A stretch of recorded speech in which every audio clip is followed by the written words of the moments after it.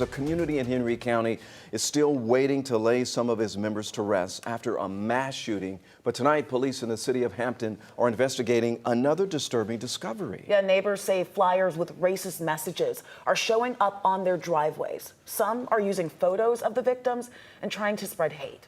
11 Alive's Teresa Bowles reports that the community is shaken, but they're sticking together. Just over a week from a mass shooting. A little shocked, a little hurt because, it just kind of caught me off guard, because I wasn't really expecting to wake up to that. Emotions high once again. Like Caleb Branch, the city manager says hundreds of other Hampton residents woke up to a little bag in their yard.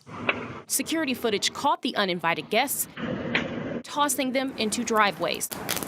I opened it up and, it had the racial kind of separatist kind of propaganda. The message of hate and division using the faces of the 4 victims in last week's deadly shooting. It was a little disheartening to see them use such a tragic event and such a sad thing, which, may not have been related to that sort of kind of a motive behind what happened. And they weren't only found outside of homes around Hampton. Here along Main Street, business owners also found the hate-filled flyers. A couple of my employees, majority which are all in high school students, went outside and decided to pick up the rest once they saw what was actually on it.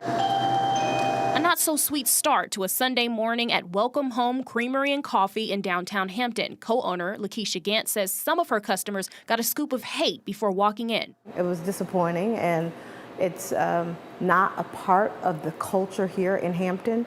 It's definitely not a representation. Since last weekend, the community has come together to support each other, and Gant says the Hampton she knows will not be torn apart. As a Black woman, as a business owner, we will not stand for this racism, racist statements, the divide that these simple flyers would cause. Instead, the community tells me whoever did this isn't welcome. In Hampton, Teresa Bowles, 11 Alive News. And tonight, folks, we're learning more about the services for the victims of the Hampton mass shooting. An online obituary for Steve Blizzard says his funeral is planned for tomorrow at Hampton Funeral Home. The 65-year-old was one of 4 people killed, and the other victims were Scott and Shirley Leavitt and Ron Jeffers. And you can read a lot more about the victims' lives and how their loved ones are remembering them tonight, right now on 11alive.com.